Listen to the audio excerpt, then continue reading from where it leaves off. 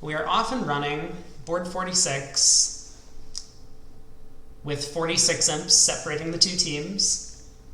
And it seems as if we are going to have a fairly flat board on the first one.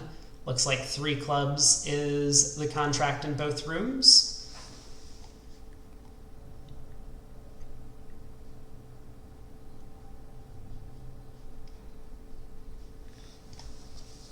A little bit of a different auction to get there, but East had a very strong hand, kind of showed a bunch of values, showed a natural diamond suit, and North-South eventually found their club fit.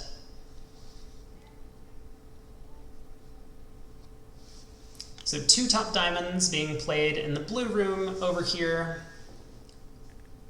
Declare appears to have, well, has lost a diamond, has a guess for the club queen. The hearts technically come home, although Declare might not believe it. So it's possible Declare could lose a heart in a variety of ways. And given that East has showed an enormous amount of strength in his hand, I think it's very possible Declare hooks East for the Jack of Spades. So I wouldn't be surprised if Declare loses like 2 spades, a diamond, and a heart to make his contract in both rooms. That feels somewhat likely. But it's also possible Declare just like takes all the rest of the tricks other than spade ace and makes 11. We will see.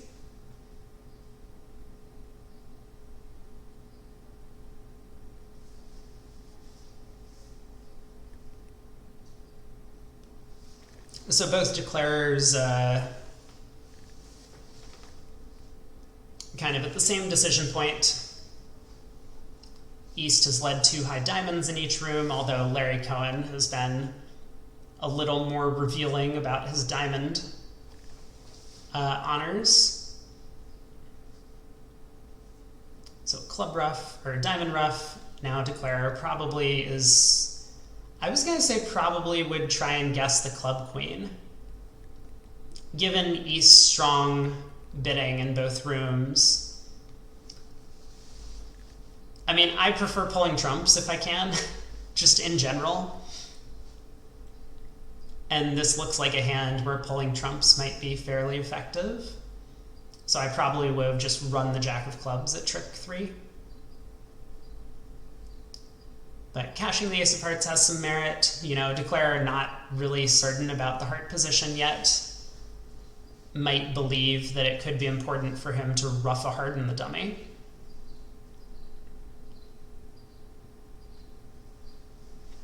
Although that 10 of hearts is going to give him a little bit of comfort.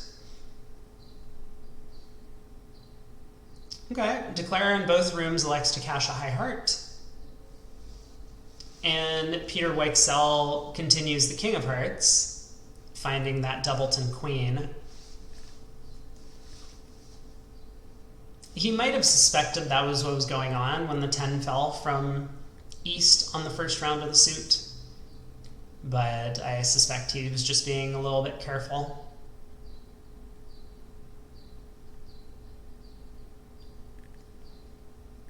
Ten of clubs, a particularly strange play. Once again, we want to be leading our high cards.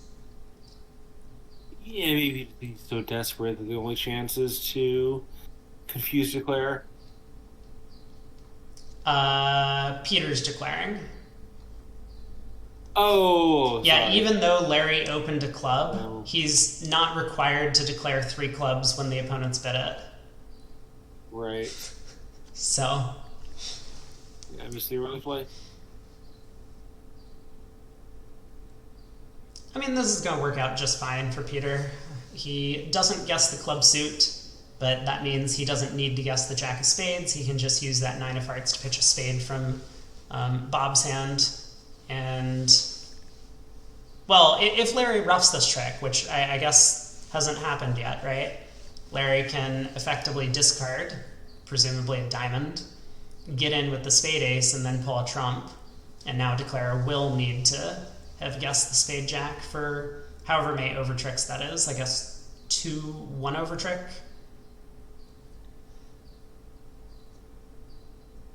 Wow, same line of play at both tables. Both declarers electing to just cash the ace-king of hearts before playing on trumps.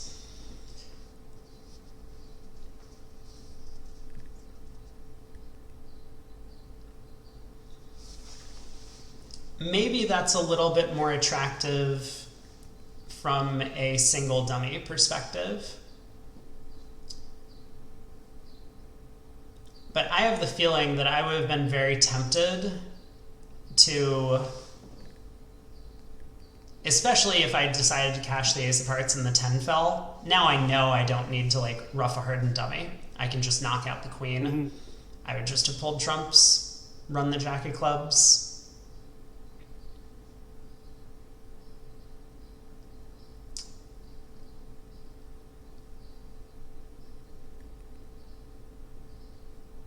Interesting plan in the blue room. It looks like declarer's electing to reverse the dummy. Yeah. So now he can just do something like king of clubs, club to the ace, ruff another diamond, play a heart to the jack, and then, you know, potentially try a spade finesse.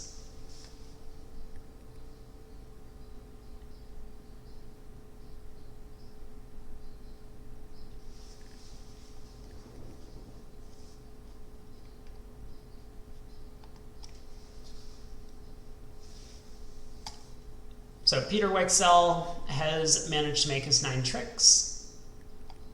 It looks like he was unable to guess the spade jack, or maybe he just didn't want to risk it. So plus 110.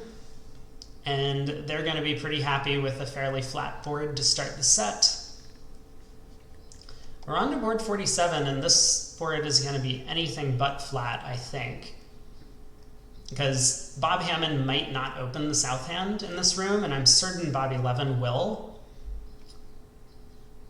Okay, Hamman does open with his good 5-card club suit.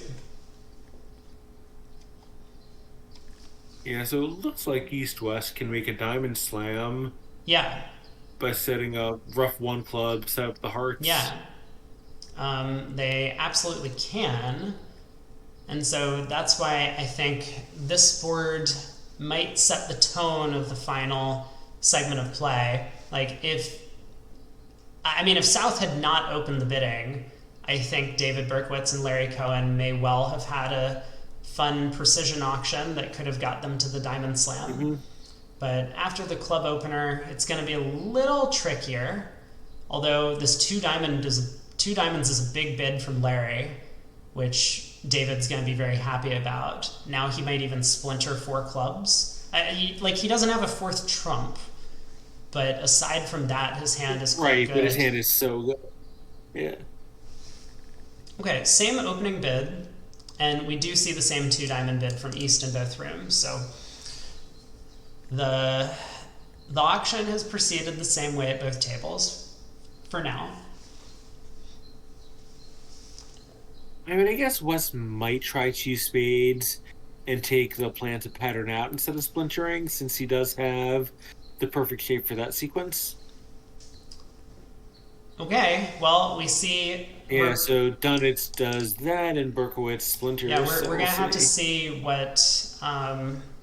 which one of these works out better. My concern with 2 spades is, like, I might need to jump to 4 diamonds next, and I might not have that available. Mm-hmm. Right? Because just 2 spades and 3 diamonds might show the same hand without the spade king.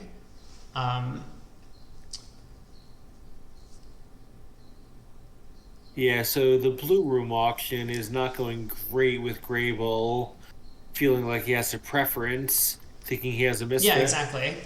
But now Dunitz bids 4 diamonds or 5 diamonds, and I don't see how Grabel can possibly bid. There's no way. Although Cohen also, yeah, Larry Cohen with no controls, just bid the game. So Larry Cohen did bid the game. I wonder if 5 diamonds does show some extras here, though, right? Because I don't think 4 clubs necessarily was forcing the game. The game force.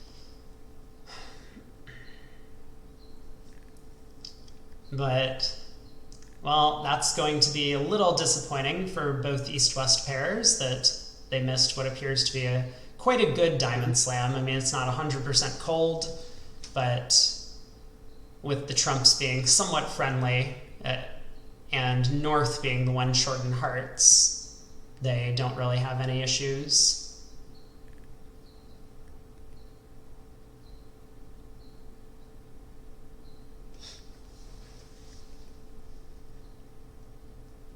Same opening lead at both tables. Yeah, pretty automatic. Yep. I mean, it's worth considering at Bob's table leading a diamond against the splinter auction, but you can also just lead your high club and look at dummy. Yeah, there's still value in holding the lead at trick one to figure out what to do.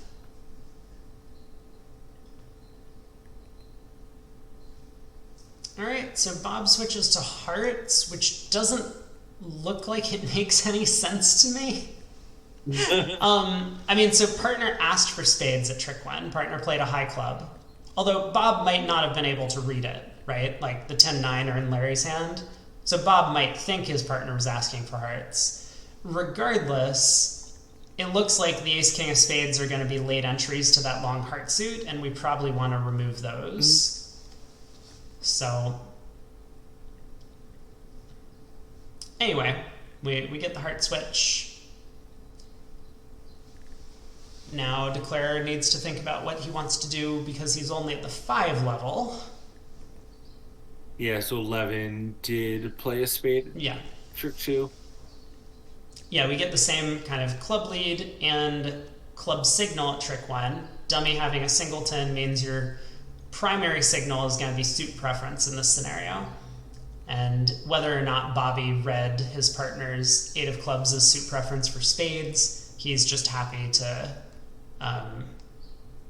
remove the entries to the long heart suit that he can see is going to set up eventually.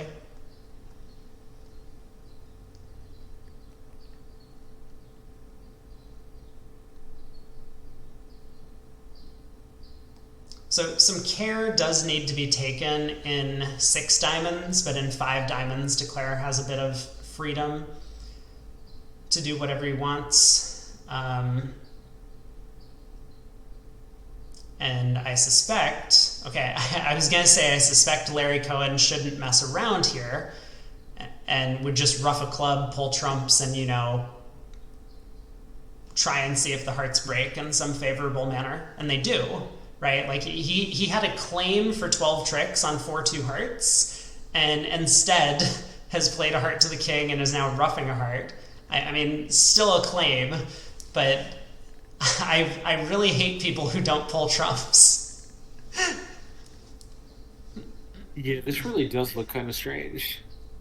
Okay, now he claims 12 tricks, but yeah, he could have just roughed a club, pulled trumps, played heart, heart, spade to the ace, roughed a heart, then crossed to the spade king, pitched his last club on the long heart. So anyway, 12 tricks in, I mean, could have been a big swing. That would have been a much needed 11 imps to Wolfson, and they're not going to get too many more chances in only 15 boards.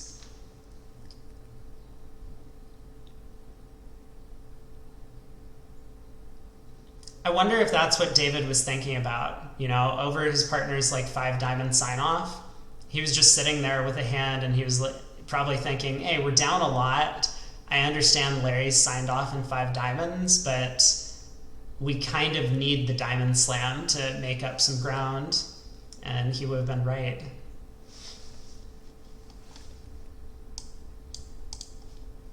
So green room over here, the auction started on the next board. David opens a precision 1 diamond, planning on reversing into 2 hearts because he's maximum for his original action. We get a 2 club overcall from Weichsel, a little bit light, you know, stiff king of spades might not be working, fairly weak 6 card club suit, but probably right on the nose for what would be considered a minimum. And the two clubs has a little bit extra value over precision diamond since, the opponents haven't really found out what their minor suit is yet. So it can be a little more effective in preempting them.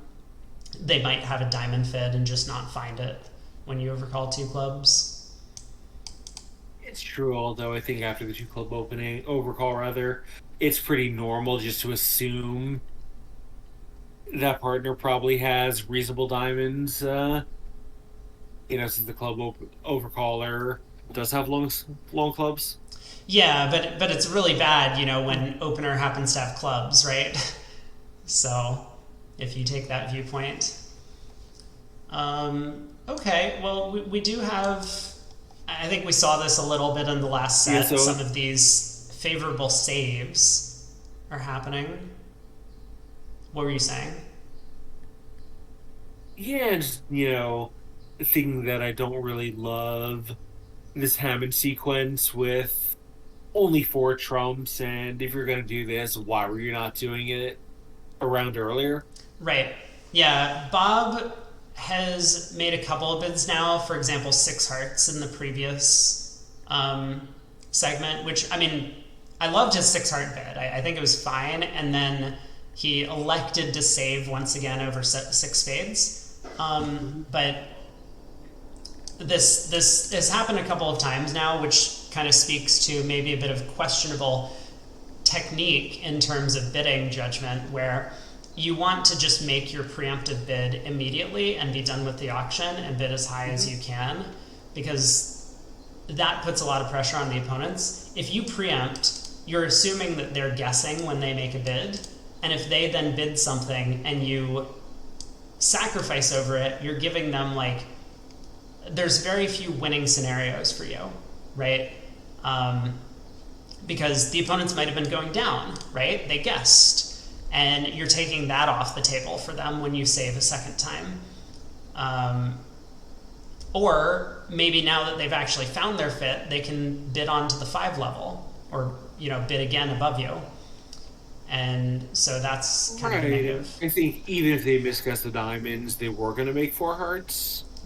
Probably. I haven't really looked at the hand, so it seems like East-West had a club loser, a heart loser, a spade loser, and a diamond loser. No. I think only superficially, though, because you can set up the diamonds to pitch 2 spades.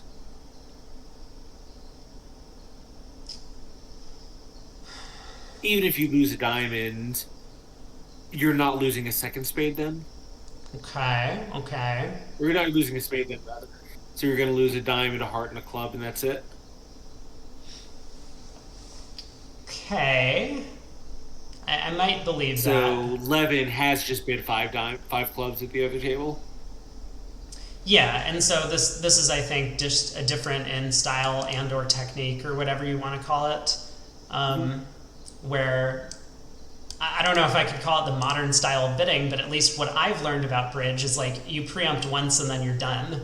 You don't preempt and then bid again multiple times. And so Bob Hamman has kind of clearly showed that that's not his preference. He likes preempting and bidding again. And I don't know. They're winning. So,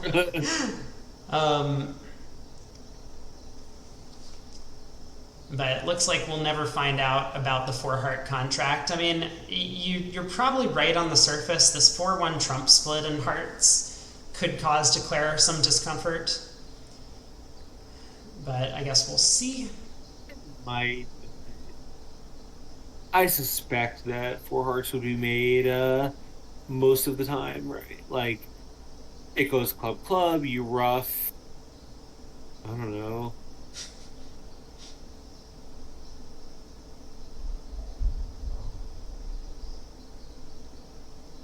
Because if you go ace king of hearts from that position, don't you just go down immediately? You get tapped out, right? You would need to guess the diamonds then, but you won't. So if you just play for 3-2 hearts, I think you go down in 4 hearts. And it's not obvious that you should just rather than touching trumps at all, like cross to the spade ace and run the jack of diamonds, which probably makes the contract, but there's still work to be done.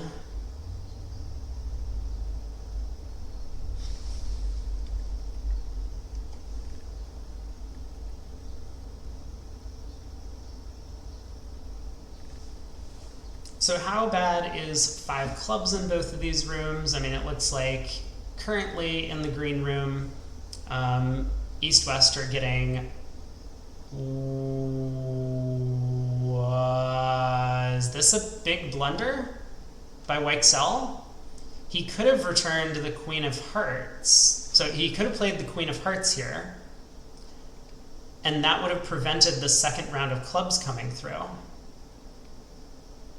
And then he would just have a cross ruff with East following to all the spades. So he's down 3 in that room. Yeah, so I mean, this could be like a 5-imp swing or so, depending on what happens in the blue room. They also didn't get clubs on the table fast enough, which means... Well, Cohen did get clubs on the table fast enough. He led a club at trick 1. Who did? Oh, Cohen. Larry Cohen led a club at trick 1. Oh, but then when he got in with the spade ace, he didn't continue. I see. Right. Mm-hmm.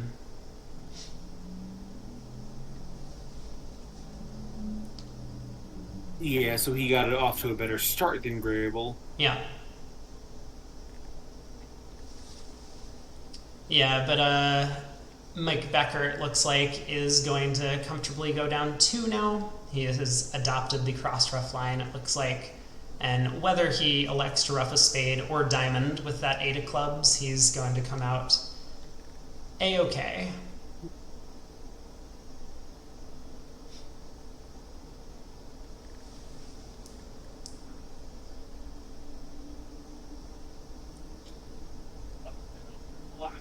So board 49 in the green room, so I'm expecting this will be 5 imps now to Team Wolfson, who did pick up an overtrick imp on the previous hand. Ross Grabel either mistimed the play or maybe just wanted to claim his 11 tricks and be careful about it. In 5 diamonds, concedes an overtrick. That will come back to haunt him, I'm sure, if they end up tying this match or losing by 1. But they're currently not really in any danger of that happening. So this seems a little odd by Weichsel in the green room not to just bid 3 no trump.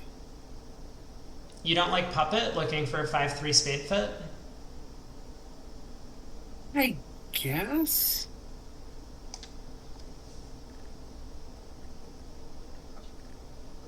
I mean, he has a stiff heart, and so if they do have a 5-3 spade fit, it could easily be better.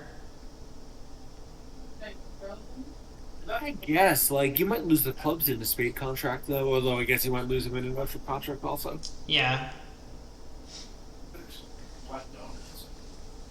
Well, he's not going to find a spade fit. He's not going to find what he's looking for. I'm a little curious as to whether or not he's going to look for a 4-3 spade fit, but he doesn't. Okay, he just bids 3 no. So we'll see what Mike Becker does. Yes, let's see whether Becker bids Puppet if available or just puts it in 3 no. Right.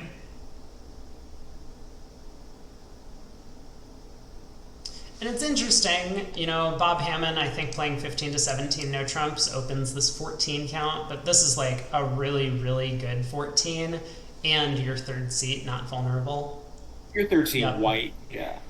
So for a lot of reasons, so this, just, you know, you want to stick a no trump on the table as much as possible in that location.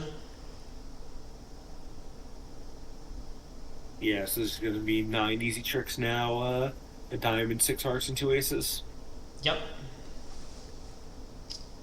Yeah, so David Berkowitz getting off to, you know, I don't know if we want to call it an unfortunate lead, but, it didn't matter. There was Jack 3rd in the dummy. Okay, yeah. Gotcha. So he leads the diamond, setting up his suit, which means Declara doesn't really have any time to fool around. We'll just presumably claim his tricks from here.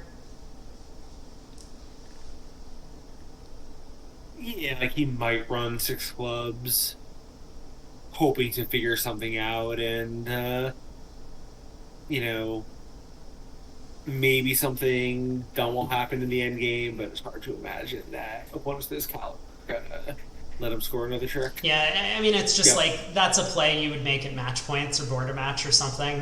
Right. But not at imps. Or maybe the Wolfson team would do it down 40, but Hamman won't plus 40. True. Yep. Yeah, so actually, Becker also bids puppet, so I guess just the normal way to handle that hand. Yep. So 1-no, 3 clubs puppet looking for a 4 or 5 card major fit. Obviously, he's just looking for spades. Here we go. So check out what's happening in the All Grabel, right. yeah. Are we getting a raise? Come on, David. 3 spades. Let's go. I don't even know if it's good. I'm ready for it. There it is. This is great. So I guess you have to double as north, as terrifying as it is. Mm-hmm. Like 4 clubs is totally insane. Yep. I mean, he might pass. I don't think you can risk passing with a hand like this, red-white. You just know your opponents are robbing you blind. Yeah, well, this is exciting. Yeah, no, I think you have to do something. Yep. I mean, if he doubles, South will probably bid 3-no trump since his hearts are weak and he knows that North could be a little bit stuck.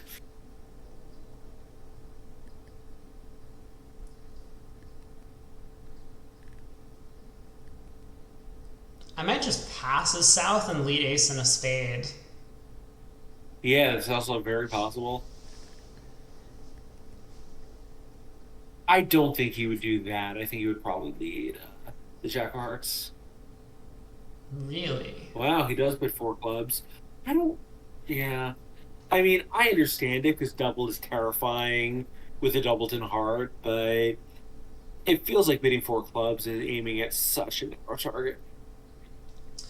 Yeah, okay. Well, we are about to find out if they're going to earn their side of swing for this 2 spade preempt. I mean, I think David's action is very normal with King Doubleton. I think this is probably going to make. Yeah, I mean, unfortunately, Larry's just going to lead a spade, and I think that's going to make things pretty easy for Declare.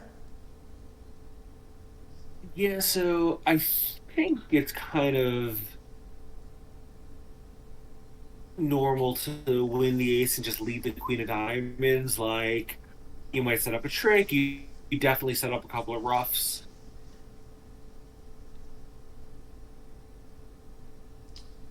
But I think if you do that, you're just going to make it pretty easily, right?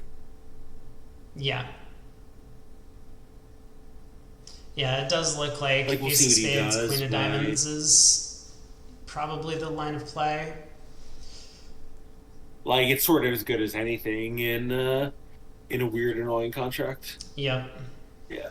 So, he does try that.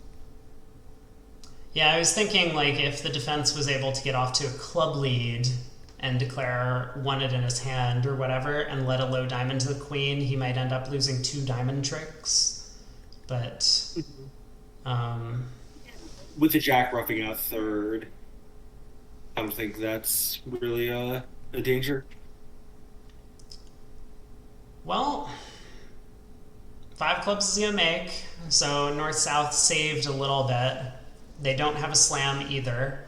And, I mean, they, of course, could have collected an enormous penalty against 2 spades, or 3 spades if they had doubled. But... yeah, they were going to, what, 2 spades, 2 clubs is 4, 2 hearts is 6. And... Well, Probably three diamonds, I right? mean, I think Declare is going to take four tricks and that's it. The four spade tricks that he Yeah. has. Yes, that would have been 1100 even white. Yeah. Missed opportunity, but I mean, like, definitely a good attempt by Larry to swing a little bit, and now everyone at the table is kind of going to know that Larry has decided he needs to do something to catch up in the match, which is probably reasonable. Yeah, I think probably both sides know that not too many imps have been scored at this Right. point.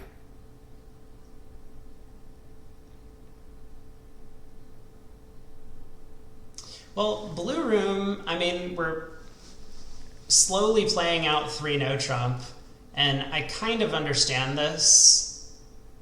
Bobby did get a different lead, so the opponents don't have diamonds running against him just yet. So what Spade opening lead, it looks like. yeah, but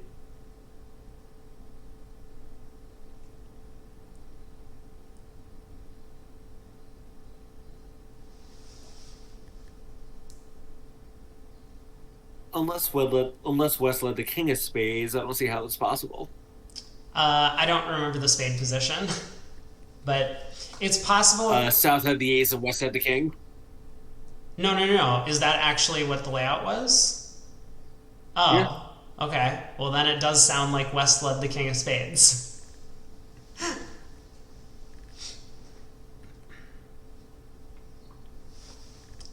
All right, so one imp to Wolfson. Yep. Well played, Bobby. And 5 clubs is on its way to making in the other room. That 10 of diamonds is a winner. Declare just needs to safely get back to his hand. Could have roughed the spade high if necessary, but now can claim his 11 tricks. And we'll see what happens in the blue room on this board. I mean, I can't imagine that Ross Grabel is going to open 2 spades on these cards.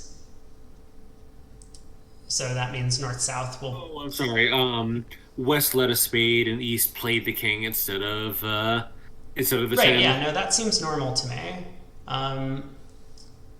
You wouldn't play the 10 in front of the queen third in dummy? Well, looking at that dummy, we need to collect tricks quickly, right? That club suit is running and I'm sitting on stiff queen of clubs. So if spades is our suit, like, I can't really afford to let Declare win the jack from Jack Doubleton or something. I don't think. Right, but if spades is our suit, we only have 2 tricks. Yeah. But we can set up hearts, right? There's the stiff ace of hearts in dummy, and I have king jack fifth. Right. So I think it's very sensible for Ross Grabel to fly king of spades there, hoping that that's the position. Hoping it holds, yeah. But hey, Narsil, if you're down a reasonable amount with a session to go, knowing your ops are likely to look for swings, should you look to match them in that play or play solidly? No, you should just play solidly. Like, the reason that swinging actions aren't taken all the time is because they're anti-percentage. So your objective should just be to try and do the thing that gives your side the highest expected value in terms of the imps that you're going to collect on the board. And if it happens that swingy actions are taken at the other table and they work out, then you write it off to, like, bad luck that your opponents were able to come back against you. But one of the big problems is, like, if you go in with the attitude of, I want to try and duplicate the insane bids that my opponents are making in the other room, sometimes they just don't make that bid. And, you know, they just don't think about it, or they judge that it's, like, too unlikely to work out. And so you're the one that's actually taking a swing, and you've caused your side to lose, like, 10 or 12 imps. And that's really what you want to avoid.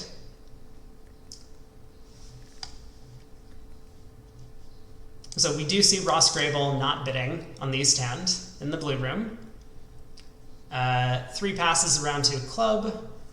North-south just having a bit of an uncontested auction so far. Club, a heart, 2 diamonds, reverse, 3 clubs, natural game force, so south has showed club support, 3 hearts by north. We'll probably see 3-no by south now, and I imagine that'll end the auction.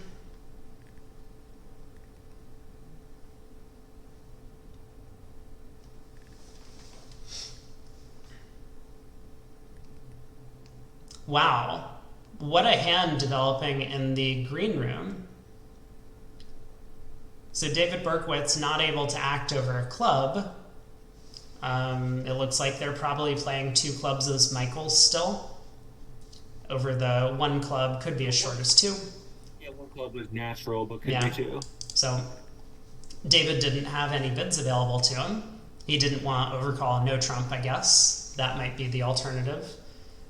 And 1 diamond showing hearts. Larry Cohen jumps to 3 diamonds, and presumably it shows a pretty good hand because he's red-white. So that's why David was comfortable just trying 3-no with his cards.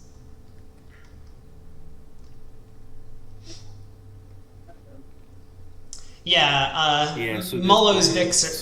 Victor Mullo's books are complete fantasy. No, they're a lot of fun, and they illustrate a large portion of the game of bridge that I think is not really experienced, which is kind of similar to a lot of the Hugh Kelsey books on squeezes, like especially Adventures in Card Play, my pick for favorite bridge book of all time, because a lot of these unusual situations just rarely come up. And when they do, they're often overlooked. So drawing attention to some of these unusual positions where you can bring home a contract or do something kind of crazy that works out is very entertaining and well worth a read. But it is absolutely the case that you don't want to be generating swings for your opponents. Well, Kelsey on Squeezes is not the book I'm referring to, but Kelsey's other books. Ottlick and Kelsey. Ottlick and Kelsey. So if you're not familiar with Adventures in Card Play, it is a bit more involved and probably a little bit more advanced than the Victor Mullo books, but equally well written in terms of like story. Yeah, you can follow it, but it's a very dense book. Are Wolfson swinging? Well, they tried. So Larry Cohen tried on the previous board. And you don't want to be swinging on every board, right? Like, you want to pick your spots. So in this case, Larry Cohen had, I think, a fairly straight down the middle 3 diamond action that he took, and that got his side to 3-no trump, which will probably be duplicated, but the swinging action on his cards would probably be to pass, and he just judged that was so anti-percentage that he didn't want to try it. Yeah, the best swings are the ones where you have a little bit the worst of the equity, but when it works, you win a ton of imps. So, like, if you know some break is 3-2, you finesse the queen through the 2 instead of the 3. Yep.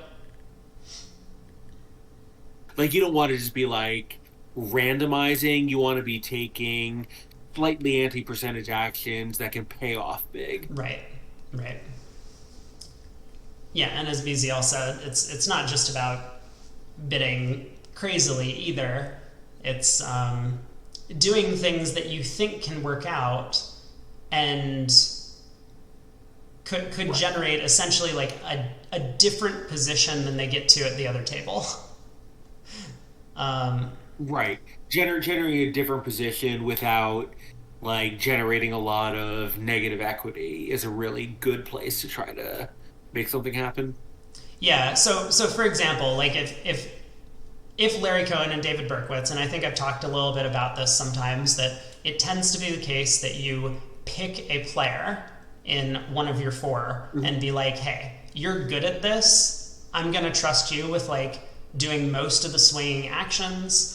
So just like look for your spots, take them. We will all play normal bridge around you, and hopefully you'll generate enough imps. So if David Berkowitz and Larry Cohen have a hand where like they find an 8-card major suit fit, they might elect to play 3 no trump. That is an example of a swinging action that has some like very positive upside, and overall is probably going to be close in equity to playing 4 of a major, but you could get very lucky and win a game swing. Welcome in. Yeah, or like making. Welcome in, Lapras. Thank you for the raid. I hope you had a good stream. Like making a second best opening lead, that's still a pretty good opening lead, is a good spot to do that. Yep, also true. I assume you were playing some Bean Cup, Lapras. How did it go? He just smashed you in Bean Cup. Okay, it went really well then. So Narsil says, when at uni, I remember in a pivot setting up a partnership that would play rough 2s if we were down. So, in the blue room, Levin just won a Chinese finesse. Levin won a Chinese finesse. When a spade ducked and a spade in 5 clubs, and he led the Queen of Diamonds, same as Hamman, but Dunitz ducked. Yeah, I was curious that might happen because, you know, Mitch is sitting on King empty 4th, and if Declarer really did have like Ace, Jack 10, whatever, then covering with the King would set up the entire diamond suit, whereas now at least Declarer would be forced to rough a couple of things in the dummy. But it looks like Declarer is able to rough all of his things in the dummy. Yeah, here it's just going to cost him an imp. I mean, they're chipping away, and David Berkowitz, I mean, we kind of caught the tail end of the play in that room. He ended up making like all of the tricks in 3 no trump, so that could be a few more imps back to his side. I don't know, the margin might be respectable by the time we get to board 55 if they keep picking up these like 3 or 4 imp swings on boards. Ooh! Yeah, so here Levin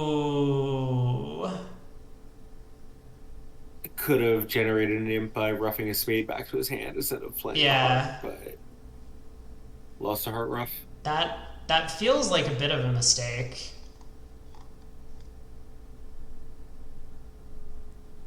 I think so, given that the Queen of Spades was led. Yeah, but also given that he could rough a spade high, and then he could just pull trumps as long as the trumps were not 3-0 at that point. And it wouldn't have cost him the contract even if they were. It was just the overtrick. But, well, we'll keep an eye on the blue room because, I mean, Cohen and Berkowitz did manage to reach game. That they do technically only have 23 highs between them.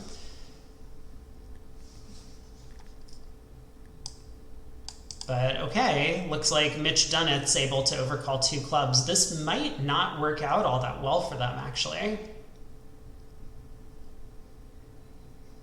Because now that West has like showed some values, his partner's gonna bid diamonds, and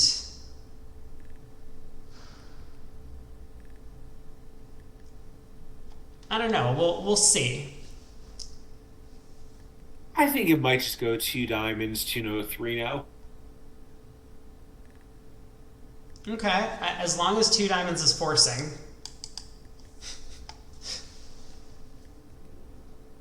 Even if it's not, though, West has a pretty good hand.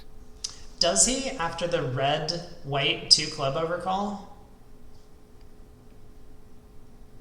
Okay, he does bid 2 no. Yeah, so he's certainly with 7 more or less solid tricks. We'll have no problem raising this. Yeah.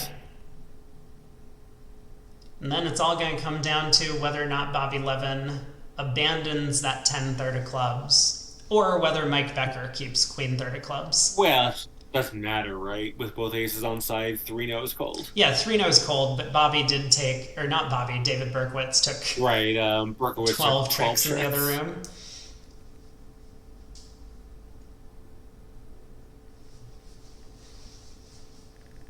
I agree that rusty kidney beans would be a really bad thing. You should probably stop eating those.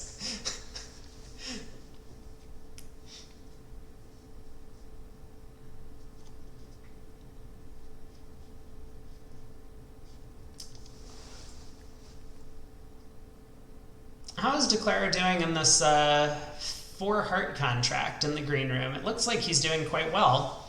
He has the ace of trumps to lose at this point, but hard to imagine that he's losing more than that. Well, let's see how this works, but I'm going to step outside and be a little bit social with the group here.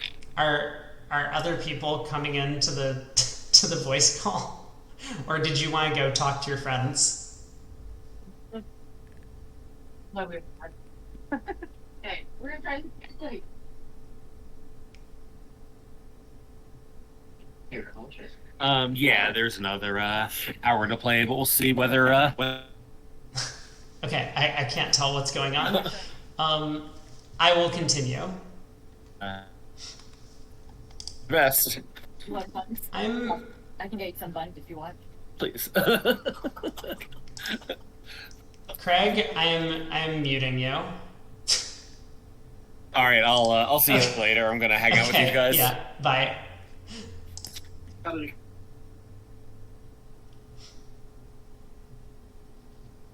There we go. He is gone. So now I can get rid of my headphones, earphones, whatever they are. And I am on my own. Larry Cohen does claim 10 tricks. So he does make 4 hearts.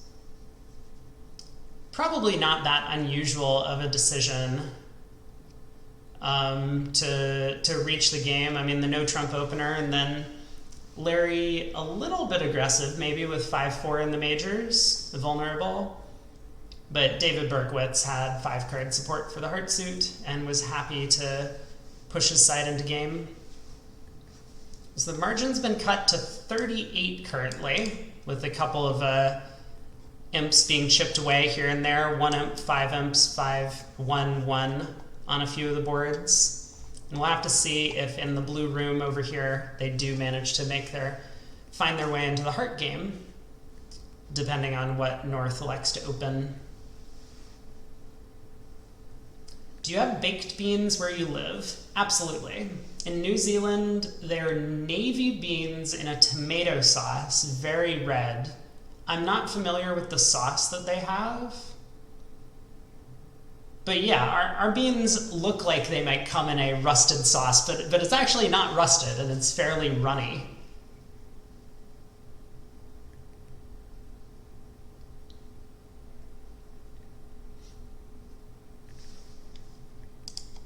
All right, so keeping a close eye on the blue room auction, if Ross Grabel does elect to overcall showing both majors, he has a 16 count. I mean, looks like a pretty good hand to try something. But opposite a pass partner, maybe he's going to elect to be conservative. We've seen their team be a little bit conservative throughout the entire match. That could end up costing him a bit of a swing, but he does overcall showing the majors. Presumably that means East-West will get all the way up to 4 hearts. But let me jump back to the green room for just a sec, where the auction has gotten pretty spicy. Club opening bid by North, a diamond overcall by Larry Cohen. This could have been a position that Larry might have elected to try something again. You know, for example, 2 diamond preempt. But one thing that he might be worried about if he were to bid 2 diamonds is the opponents saw his previous 2 spade preempt, and with such a flat hand and only 5 diamonds, he might be worried of generating a bad result for his side now that the opponents will be waiting for him to make a bid like this. So he recalls a diamond. We get a heart showing spades by Bob Hamman, 3 diamonds preempted by West, and Peter Weichsel elects to splinter 4 diamonds, which is a big bid.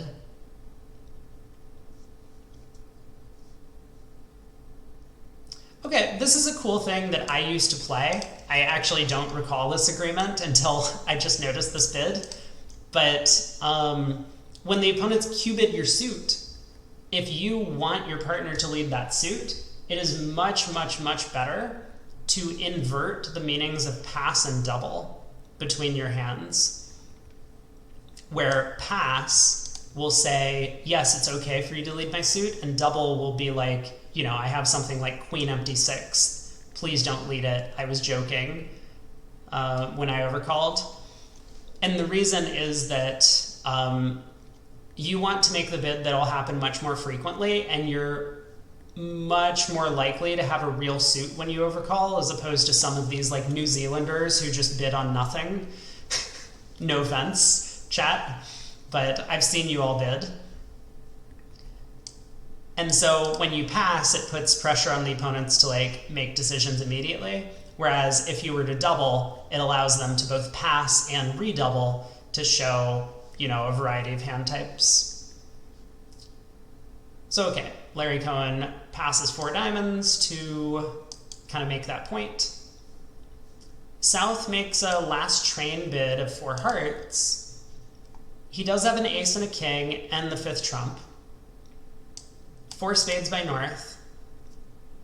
Yeah, 1 diamond overcall in New Zealand can be worse or minor. 5 clubs by South. So Bob Hamman, I mean, still, his partner splintered in diamonds. He has 3 small. Looks like a great diamond holding. And he still has, you know, a little bit extra. 5 clubs, 5 diamonds. Now confirming first round diamond control. And Bob signs off in 5 spades. And it's now to North to decide what's going on. Someone said that 6 spades makes. How much do I believe them? Queen of spades is falling. So as long as you guess the spade suit, you have 1 spade loser, you have 1 heart loser, the king of hearts is on side. Looks like an okay contract. It's not the one I would want to be in on North-South cards, and in fact, I think I would rather, like if I wanted to rank which spade contract I would like to play in at imps, I think I would put it at 4 spades, then 6 spades, and then 5 spades. Like playing in 5 spades, hoping that 6 doesn't make, but also kind of committing your side to taking 11 tricks, is really not going to pay off too much. So if I've already gotten up to 5 and I knew what partner's hand looked like, I would probably say king of hearts likely to be with the overcaller. Hopefully I can pick up the spade queen. But Peter Weichsel does bring it into 6 spades, and that's going to be, I mean, I don't think it's going to be the nail in the coffin for the Wolfson team, but it's going to be a little bit disappointing to say the least, because I think this was a potential hand where North-South might have been more effective by staying low, thinking that that would be the percentage action on this hand, and they would be right. You know, 6 spades is not by any means a great slam. And Bobby Levin and Mike Becker might have bid it at the other table. But we'll have to see what happens. So this could be a push, meaning that Hamman would still maintain a 30-imp lead. But it's also possible that Hamman's going to pick up a sizable swing on this board.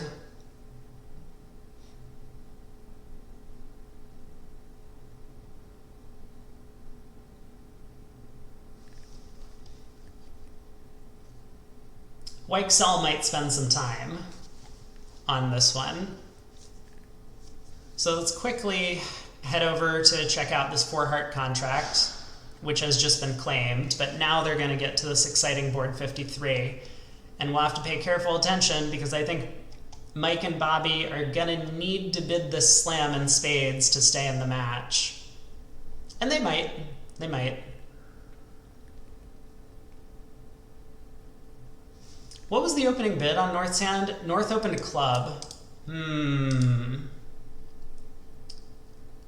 So if Mike Becker chooses to open a no trump, that might end all of their hopes.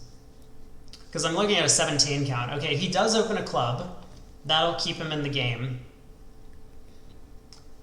Since the south hand opposite a no trump opener really doesn't look like it has any interest in inviting slam.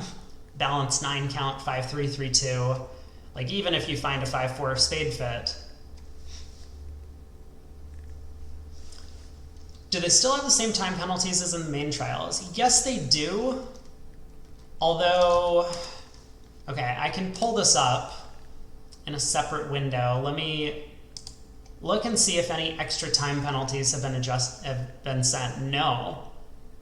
Currently, there has been no penalty adjustment to either one of these teams in this match, which feels incorrect.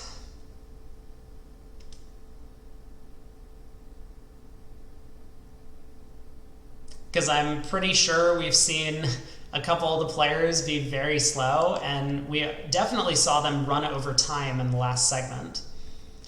I wonder if that means we're going to have one of these like late night committee meetings where after Hamman has won, you wake up the next day to see in the newspaper that Hamman has lost due to time penalties. Is this a punishment to eat baked beans? Yeah, Narcel's figured out what I was thinking.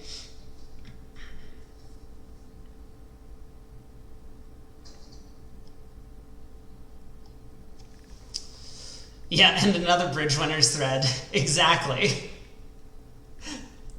Because no matter who wins any match, someone on bridge winners is going to be angry and write about it. I haven't been on that site in years. It's probably for the best.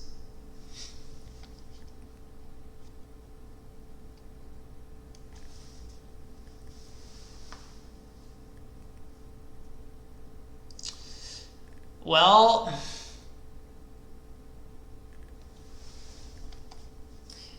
you know, if I was Bobby and I was told that our side had got to 4 spades on these cards and the opponents got to 6 spades, I think I would be happy until I found out that everything was working. Could you be angry if there wasn't a bridge winners thread? Absolutely. You can be angry on bridge winners about anything.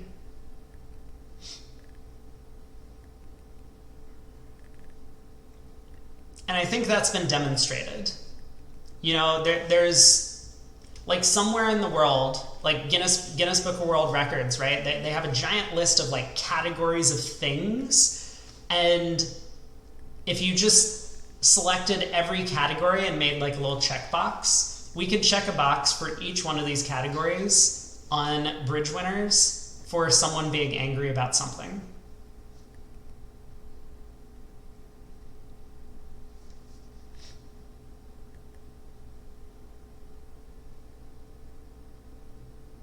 Six spades is going down now. Oh my god. Lapras, don't do this to me. I had a heart attack. What happened?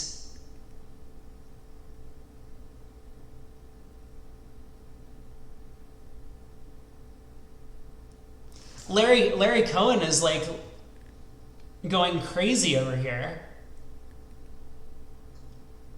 Yeah, Larry was just taking a second to double count that he could actually play back a diamond and not give up a rough slough. Oh my god. Man, Bobby's gonna be so pissed in his room, but they actually earned a swing on this board. What was Declare thinking? Because in that end position, he knew that Larry had a diamond to exit with.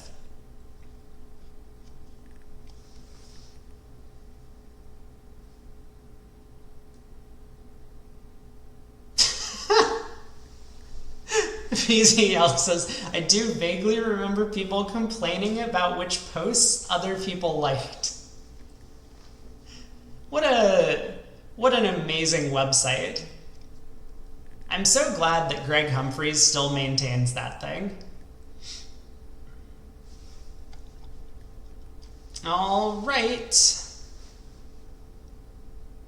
So So the match isn't like by any means close, but it is closer. 25 imps. And,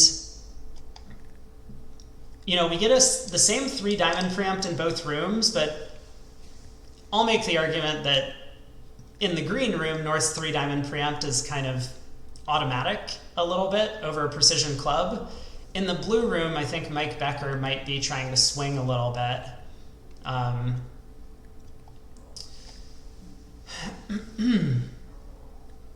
So PJF, always the optimist, seeing that the spade suit kind of comes home. I think the spade suit doesn't actually come home, right? South has a natural spade trick with king 8-7 fourth. But maybe you're saying that 6 no trump has potential.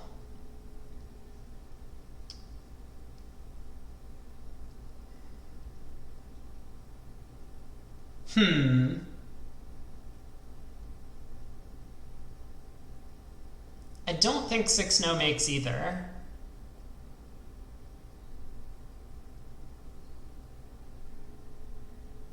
And I feel like maybe David Berkowitz for a no trump might be still feeling a bit of pressure.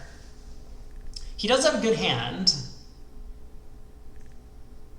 but his partner's a passed hand, right? So how many did he have? He had 21, right?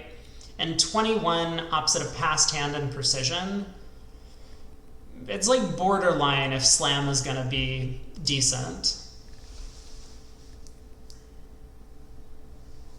Yeah, they cannot revoke.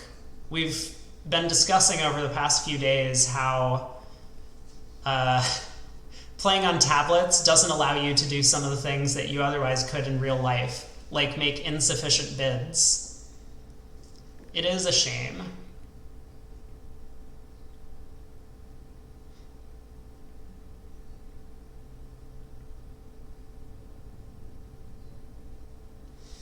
But we do have the chance for a swing, because I think as Ross Grabel, I would insta-pass 3 diamonds doubled in a heartbeat.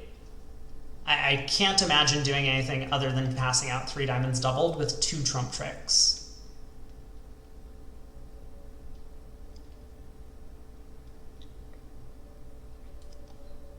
But he is giving it some thought.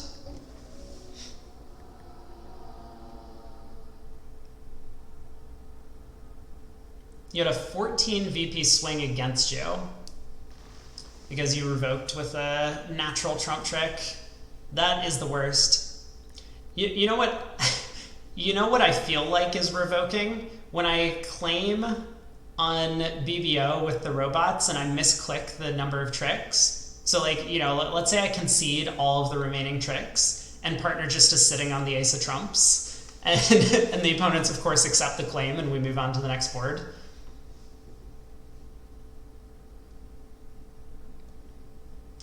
You had a hand last weekend where the auction began a heart, 1 spade overcall, and then your right-hand opponent also bid a spade.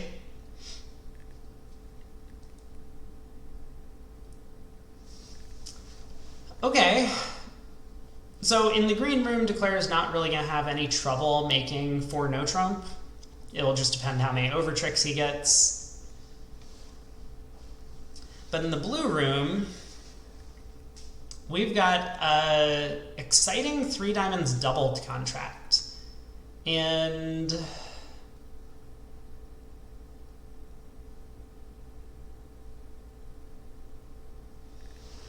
how many tricks is Declare going to end up with? I mean, this feels like not a very good result.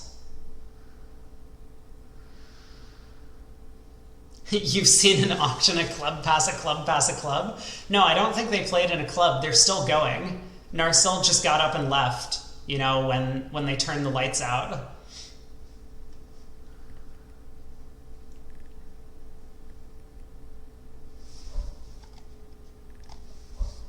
Is it a relay sequence? They're stuck in an infinite loop.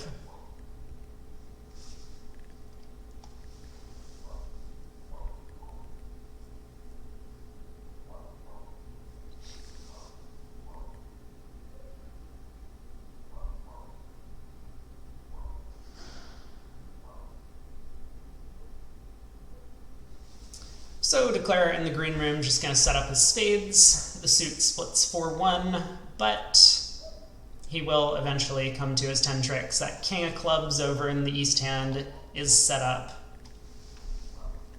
Which means we need to try and figure out how badly 3 diamonds is doing. And I suspect it's not going to be a good result for the Wolfson team. So this Queen of Hearts represents the defense's 4th trick. They still have a club trick coming. They have 2 diamond tricks coming. So that's at least down 3. And East could... Well, I was going to say East might be able to ruff this 4th heart and then get a trump promotion somehow, but I don't think... Oh no, he definitely can, as long as they're careful. So I think East needs to ruff this and then play a club back. He could play a spade, but a club back will be simplest. Set up and cash his side's club trick, win the whatever diamond Declare ends up playing out of hand with the king, and then put a spade through so that when his partner wins the diamond ace, another round of spades will come through, promoting that 10 of diamonds. So how many did I get to on this? Was that down 4 or 5?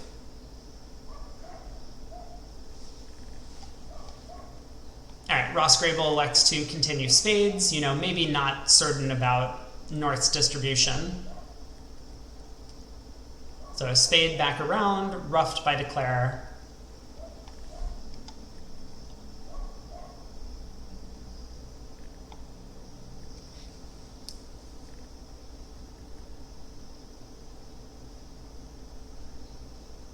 You had a small bridge club in New Zealand where they thought, wait, why did Imp's 470 not work?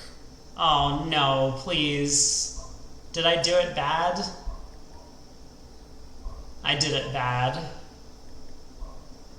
I tried to have both of those commands linked to each other. Anyway, yeah, we do need a programmer, a real programmer.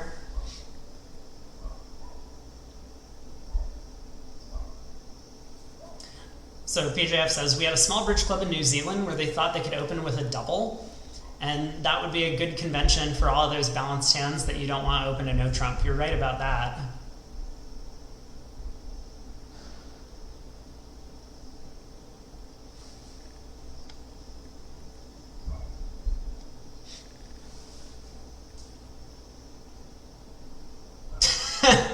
Well, I technically just got a master's degree in computer science, but that is a technicality.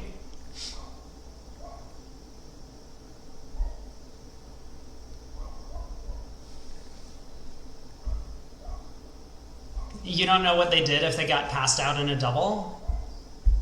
Would it not just double the value of the previous contract, which was no bid? So it's like a pass out doubled, which means that you earn twice as many match points for the pass out. So you could have uneven numbers of match points across the entire field. That would be a very good swingy action to take on like the last hand.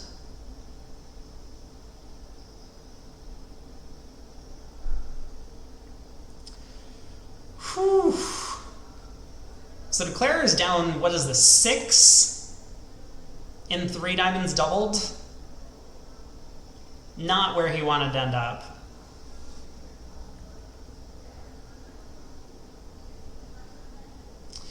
Oh, and we didn't quite catch the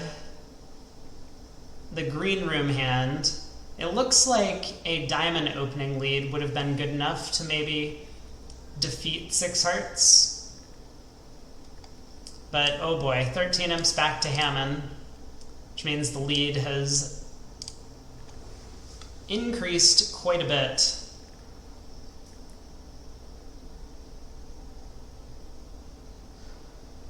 And I guess the only real hope that Wolfson have at this point, or at least concerning this board, is if East-West get too high and North-South find a diamond lead to beat the slam. Reminds you of the Uni Bridge Festival in the UK when you were playing with a random partner and we decided to play Forcing Pass, but didn't change the system for third, fourth seat. Yeah.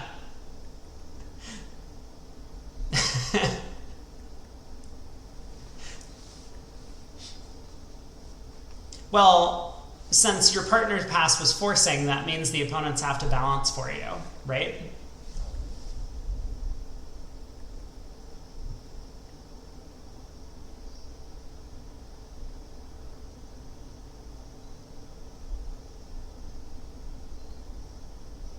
You passed out 2 hands in a row online. That's pretty impressive. Like, that kind of stuff happens to me with the robots all the time. It comes pass, pass, pass to me, and I have a 6 count. And I'm just like, what is happening? But in real life, that stuff doesn't really happen.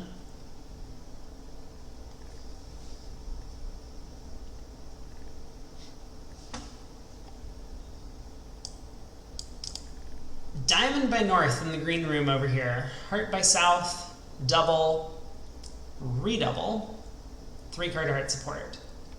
South just jumps to 4 hearts.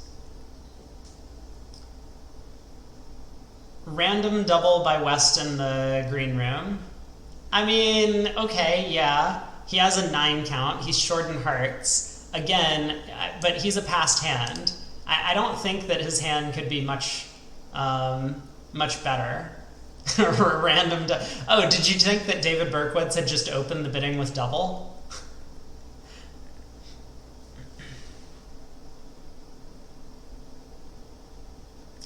Four hearts north south. We got a not like this club lead happening. Club around to the jack. That's gonna make Declare pretty happy. But did it matter?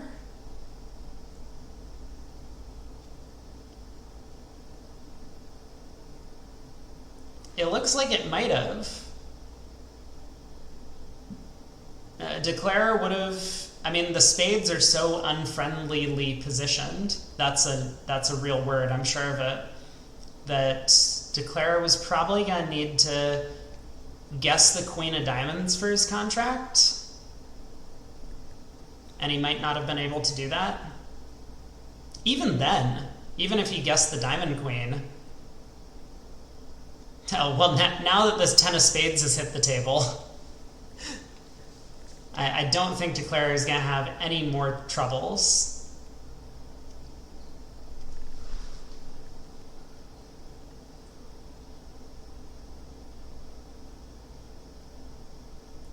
No spade ruff, and with the club hook working, that's going to be the end of the hand. So Bob Hamman does make 4 hearts. I mean, I would have let a club from Berkowitz's hand as well. King 10 third, or King 10 fourth, probably our most likely source of tricks. Does not work out very well this time. But David was going to have a difficult lead. I mean, a diamond would have blown a trick. A spade was no good.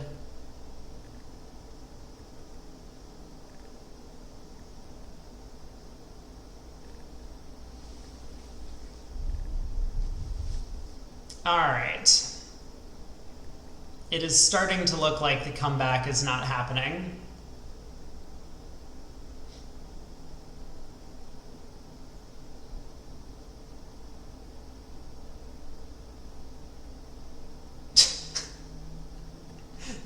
I have never played Groove.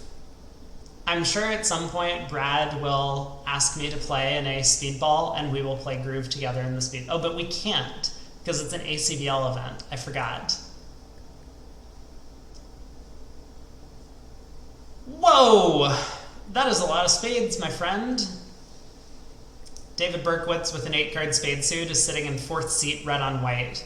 He can't be happy about that. It looks like East-West don't make much of anything. Do North-South make much of anything? They appear to have 11 tricks and hearts. losing just the pointed aces.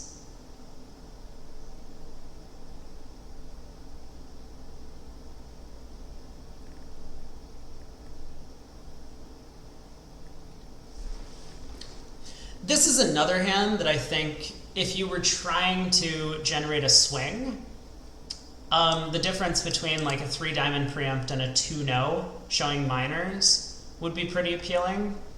A lot of people, I believe, would tend to just show their diamond suit with such stronger diamonds and also longer diamonds. But if you have no diamond fit and a giant club fit, failing to show the clubs could lose out on a good 5-club game, and 2-no could be a very sensible attempt to try and generate a decent plus result for your side.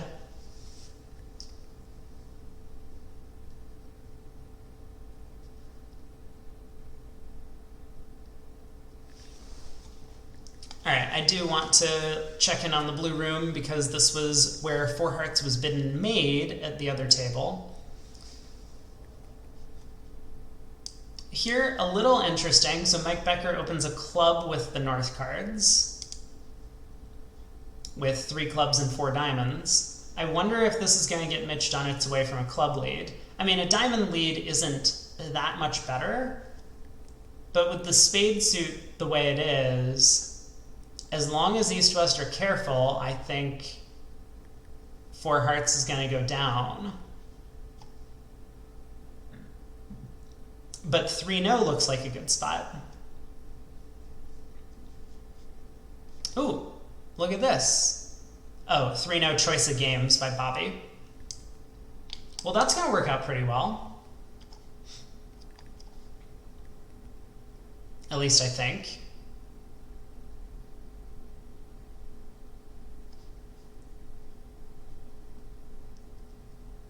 Because on a spade lead, Declare could technically duck it around to the 9 and pick up the suit that way.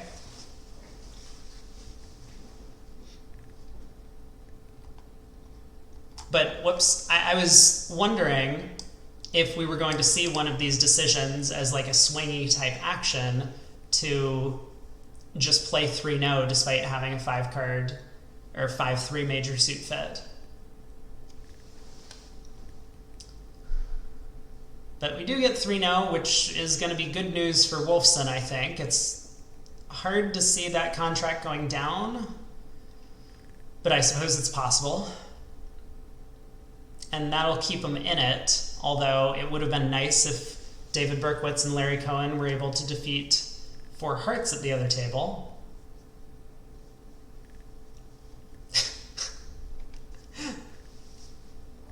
Yeah, maybe I should put in an advertisement that we're searching for the next DT. We need someone to replace him in terms of ridiculous chat comments. I wonder how many people would apply for this position. You could get your own custom command.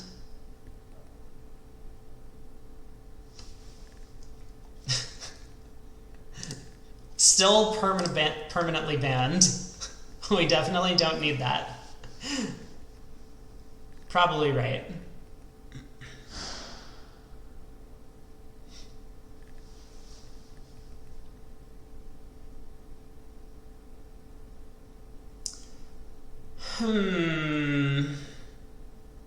So, I mean, after 3-no makes in this room, we're going to have 4 comparisons left. And the margin is going to be 38 imps. I mean, 3-no might make with an overtrick, I guess. Well, it wasn't as if, like, DT's comments didn't make sense. He was just begging for attention all of the time. And it was nice. You know, I've always wanted a kid. But I think DT's like much older than me. So it felt a little weird trying to be the parent to a 12-year-old child who is actually, you know, like 45.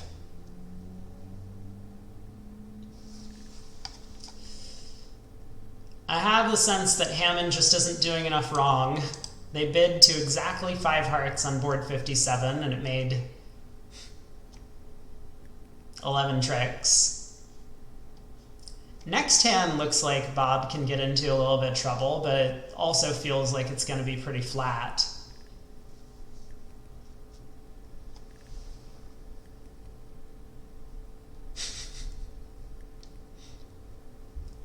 I feel your pain, PJF.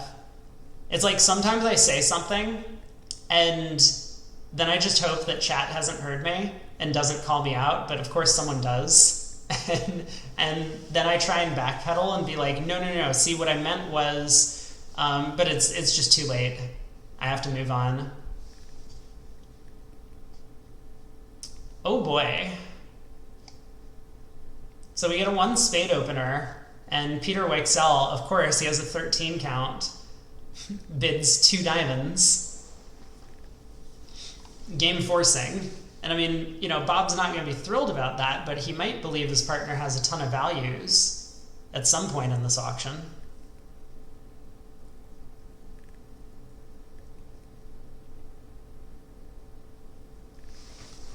I guess it's a little awkward from Berkowitz's side. He's going to have to make multiple leads from his hand. Eventually, he's going to be forced to lead a club away from that Jack 10. Wouldn't it be amazing? Oh my god, okay. Hear me out on this. Gibb leads low from Jack 10 third. What if David Berkowitz leads a low club against a spade contract? You stick in the 7 from dummy and it goes 8. Oh, this would be amazing. Then the defense can actually manage to collect 2 clubs, a heart, and a spade.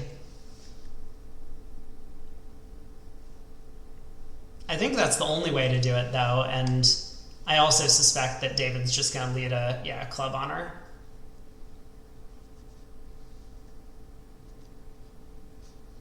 Yeah, it's a deep lead, especially at trick 1, when you haven't even seen the club position in dummy.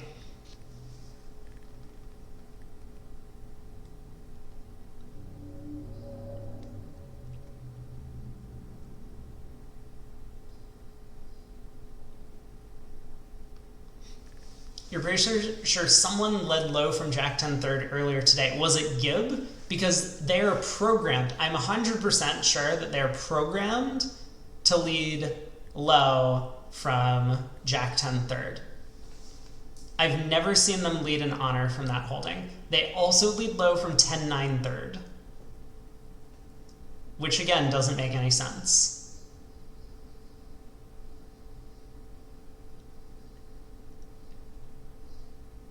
Also, what is Declare doing? Oh, never mind. Declare's line of play was fine. I was thinking, like, maybe we need to set up a heart pitch for one of these club losers. So rather than pulling trumps, we need to go, like, ace of spades, heart. But of course, if we have a club loser, that means the opponents are getting a club ruff. So pulling trumps feels like the right way to go. Got it. Yeah, 4 spades is making after that club lead.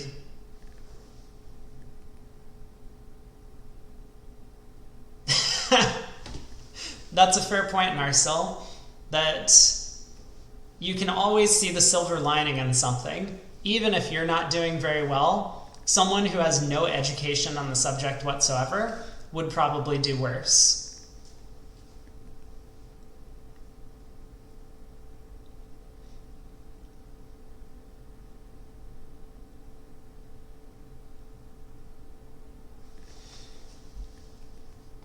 Whoa! Hello.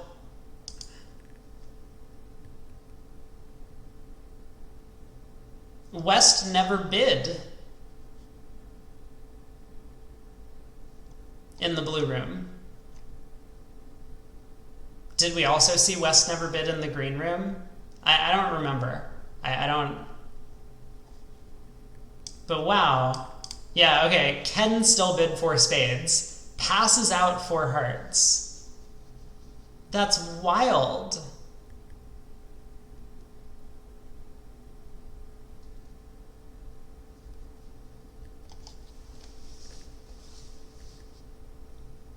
All right, all right, all right.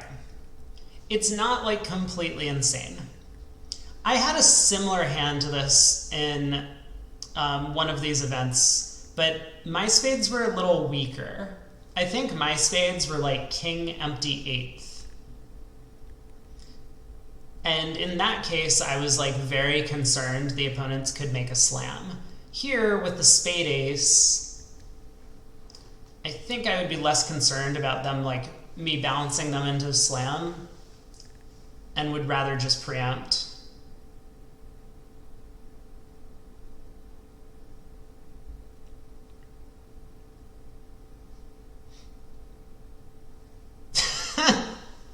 Not good enough to pass with this hand.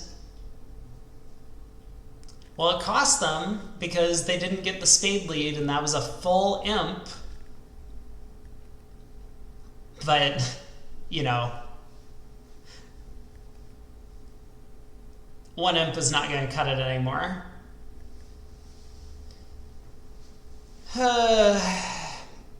Three boards to play. They aren't mathematically eliminated yet, but we're getting close. The claim seemed a little premature. Well, Declarer was pitching a spade on the clubs after pulling trumps. Or were you talking about in the green room? I have not been doing a good job following both tables, I must admit. Same start to the auction in the blue room. The chat doesn't help. Hey, don't talk to my chat like that. My chat is the best.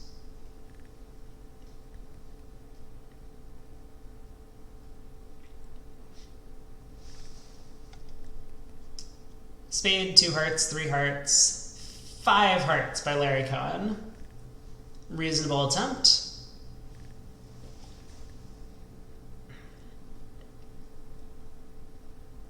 Yeah, you're right. I mean, 6 spades is an excellent spot. You're just on like one of 2 diamond hooks, basically. Or the clubs could come home. So Bob Hamman bids 5 spades, and oh, I would be so tempted to kick this into 6 with North's hand. Partner's able to bid 5 spades all on his own without the ace, king, queen of trumps. The scary part is that you don't know if partner has a heart control. But sometimes you just have to take the risk, right? Like the 2 heart overcall and 5 heart preempt. So Weichsel does push it into 6 spades, and I think that's going to seal the fate of Wolfson for sure. If you bid 4-0, it might be accepted and you can find out. That would be one way to do it.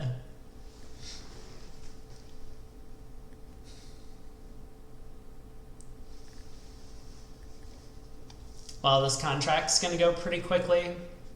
Declarer can pull trumps, ruff a heart if he wants. Go like ace, king of clubs, club ruff. The clubs are going to come home, but effectively Declarer could just attempt to strip the round suits and like run the 10 of diamonds in an end position for an end play. So I think that's going to be his plan, but once the clubs come home, he will have 12 tricks easily. Now, 7 spades makes, okay, but it's not going to make up enough of the deficit. Queen third of clubs on side, you can pitch all of the diamond losers from the dummy.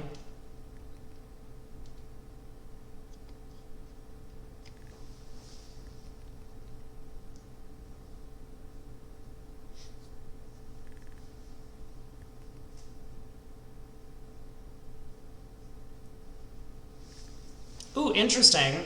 So Mitch Dunitz is off to, I would say, a good start against 4 spades in his room.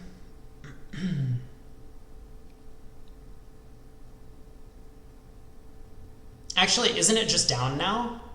He led ace of hearts, ace of diamonds. And now he's gotten in with the king of spades, and he can just exit a spade. Oh. Okay, so, I mean, Mitch doesn't know that South was 1-0 in the red suits, but if he did, he could have just exited the 10 of spades here. South would be unplayed into leading clubs on his own, and then when a club gets led away from the ace, he splits, partner wins the king, and puts a club back through. And that would result in 2 club tricks for the defense. Oh, wait. No. Important. If he splits, Declare could duck.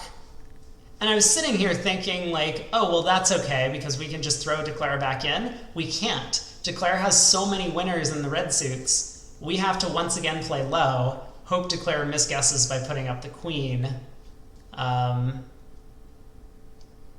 Wow, fascinating hand, really.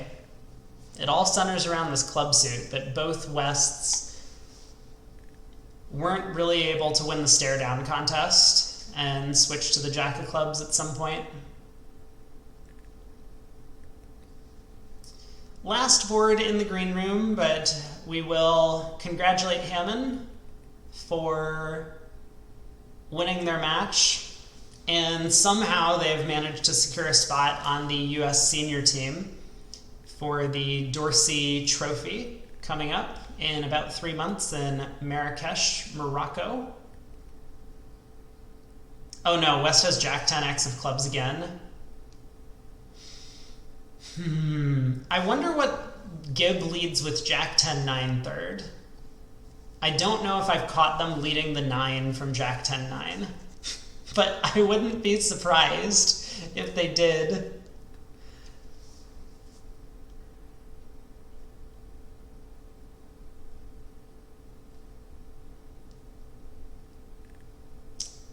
Oh my. I just realized. So I've talked a lot about Bobby Levin on the stream, and I think he's definitely, like, if not the best player in the US, one of them. And he's not even playing in the Bermuda Bowl or any of the other events. He lost a close match to Fleischer, who took USA2 in the Opens, and now he has lost a bit of a close match to Hamman, who's taking USA2 in the seniors, and he didn't play the mixed, of course.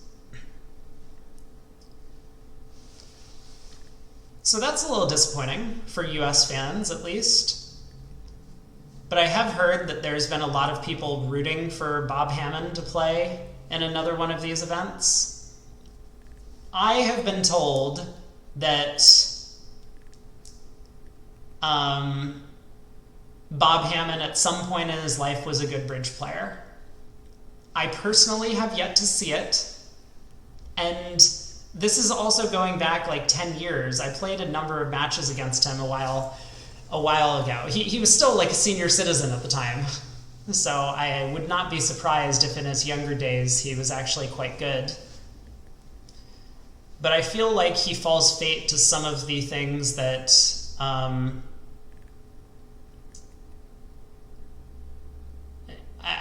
I think he falls prey to some of the things that a lot of the older generation has run into over time, which is like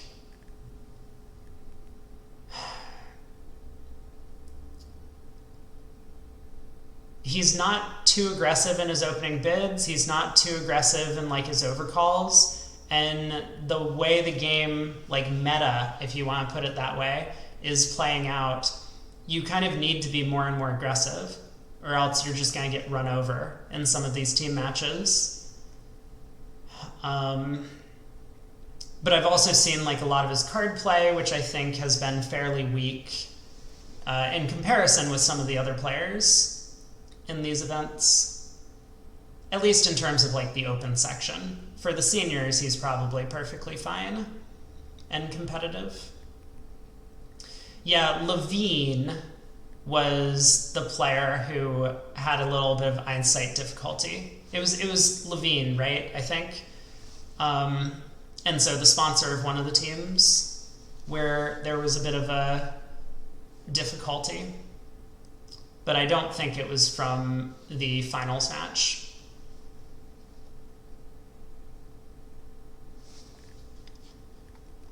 All right, blue room. We have an interesting decision by Ross Grabel, where we saw in the green room Larry Cohen just jump to 5 hearts with these cards. Ross Grabel taking a more conservative approach. I'm just going to keep hammering this point home that that's their style, and passing. Now, I think pass has something going for it. If you bid 4 hearts and the opponents bid 4 spades, you're kind of unhappy with East Sand. If you bid 5 hearts and the opponents bid 5 spades, you're unhappy. If you bid 6 hearts and the opponents bid 6 spades, you're unhappy.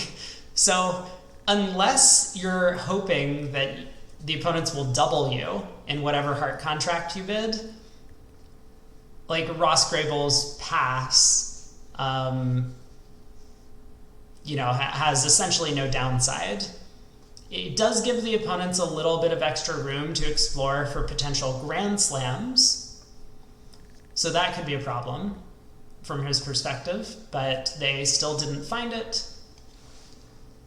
Or at least they decided that 7 spades was not worthwhile, which seems a sensible compromise. And 6 spades making in both rooms. The margin is way too large going into the last board.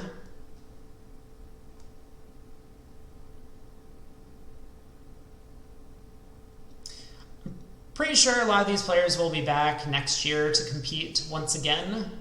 Oh, wait a second. So is this really what happens at the USBCs? Because I've only ever played in the USA1 team trials. I don't think I ever came into one of the off years like this, where you select just USA2. But is it really true that we select one team a year and a half in advance, and then we select all of the other teams like a couple of months before the event? How does that ever make sense? Why wouldn't we just have all of the teams selected at the same time? Or why wouldn't we just select all USA 1s at the same time, right? For like the open, the women's, and the mixed. Maybe the seniors, there's some scare that like someone will pass away, and so we can't really like select that team a couple years in advance. But this feels weird to me. Why do we do this? Why is the USBF such a weirdly run organization? You know what? I'm angry about this. It's time to write a Bridge Winners article.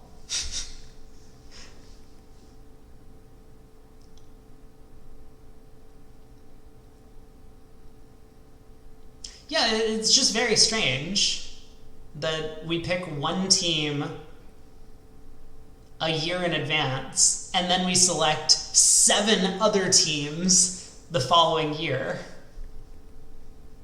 I don't know.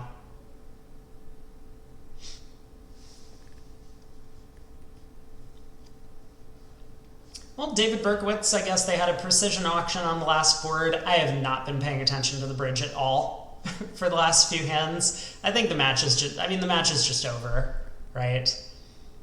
And they stopped in 2 hearts and made it. That'll be a good result.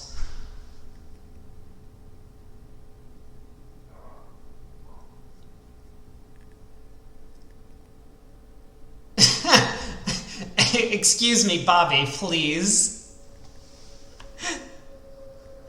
I mean, honestly, that was a perfectly fine play. That was actually like a really cute, I don't know if you would call it Grosvenor, but clever way to avoid a diamond loser. Okay, I'm super into what Bobby did on that hand at the end, but that looked so stupid. He led the jack and West played the 10. If he had queen 10, he would have covered.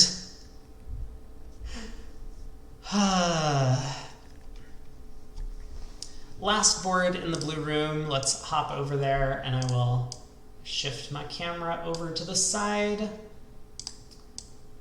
But thank you all for tuning in and hanging out over the course of the past like 4 weeks or whatever it was that I've been doing some commentary on and off for this event. It's been super fun. I plan to do some commentary for the Bermuda Bowl and all of that stuff, although depending on what my life situation looks like and where I end up working, I might have to, I don't know, hold that commentary to only weekends, but we still have a few months to figure that out.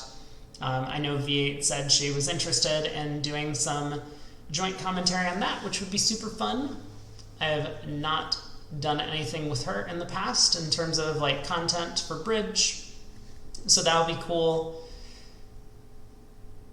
But I guess over the next few weeks or months, I'll probably plan on just doing most of my normal streams, maybe keep it to generally weekends or sometimes during the week if I feel like turning the stream on, playing some robot events and stuff.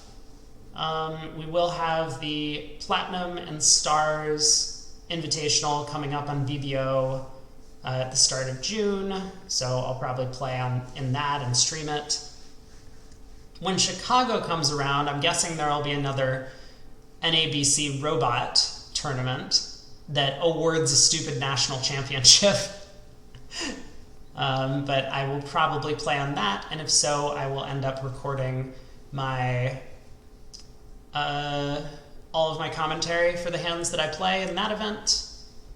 We finished 7th in that prior to the Spring Nationals this year, so maybe we'll hope to do a little bit better this time around for the Summer Nationals.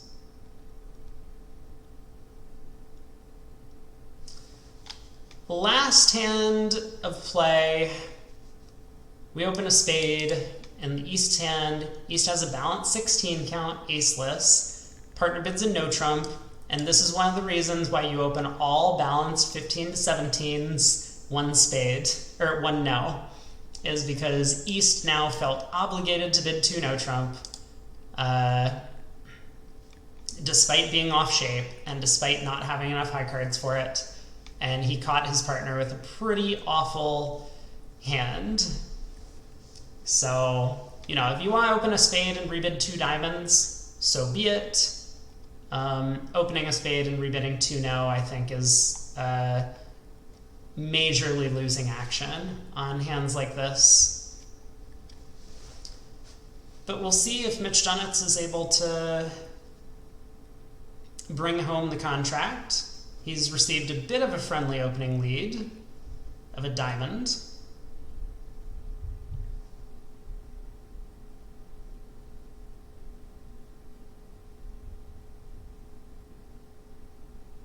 I'm not actually going to write a Bridge Loser article. There's no way. I'm far too lazy to complain about anything. At least not on that website.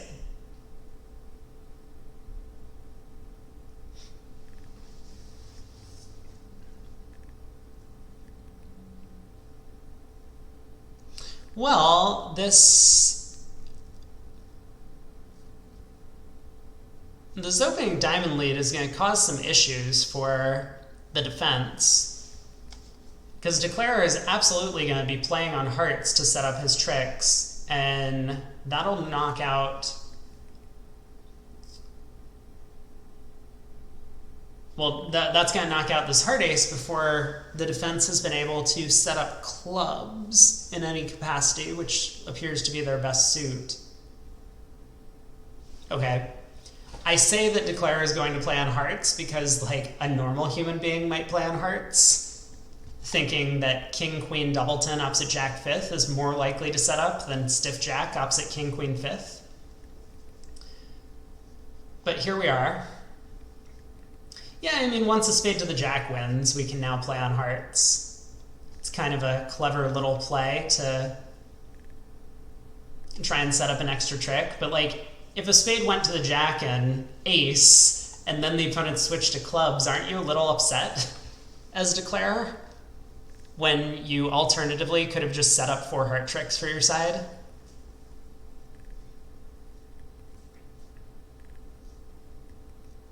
Maybe not. I mean, maybe the point being, so how many tricks does declarer actually have? He has 3 diamonds. No, if he got 3 diamonds, 4 hearts, he would always get a black suit trick eventually. This line of play is suspect, but it didn't cost. Bobby didn't give enough thought to flying ace of spades there.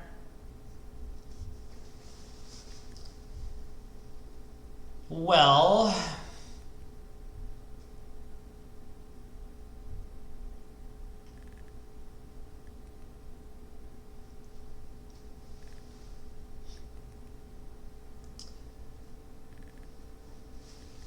yeah, it is difficult to fly with the spade ace.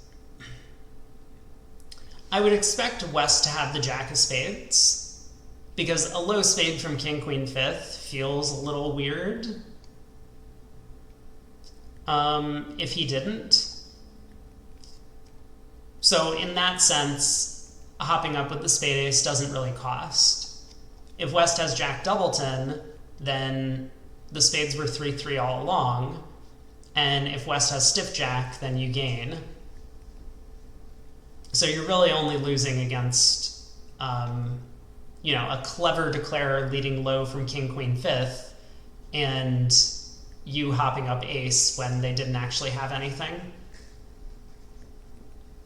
I also think, though, at this point, Bobby is probably tired and knows that he's lost the match, right? That whatever it was, 1,100 or 1,400 and 3 diamonds doubled from his partner earlier was pretty demoralizing if you're sitting and seeing that at the table. And Bobby is fairly animated about his bridge.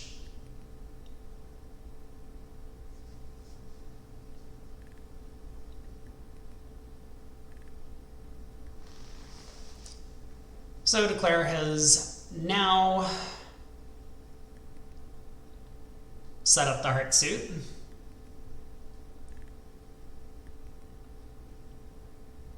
Has the jack of diamonds entry. Already got his spade trick in, but it kind of wouldn't have mattered, right? If he had just gone about setting up hearts anyway, the defense would have had to either play clubs or spades for him. So this seems to be 2 no trump making in this room. Did I speak too soon? Did the ace of spades squeeze declarer? Hold on just a second. Wait.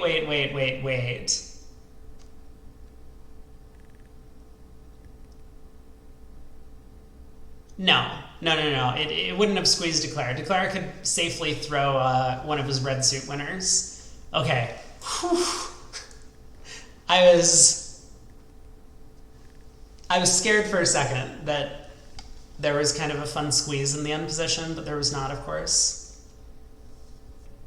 Director, please. I forgot to take my ace. Bobby probably just threw his tablet on the floor and simultaneously it played low and then called the director. But barring any sort of massive time penalty in this match, which so far has not been even indicated in any way, we will have our second place USA squad. So that means Hamman will be joining Goodman as the 2 teams that we send to the Dorsey Cup senior competition.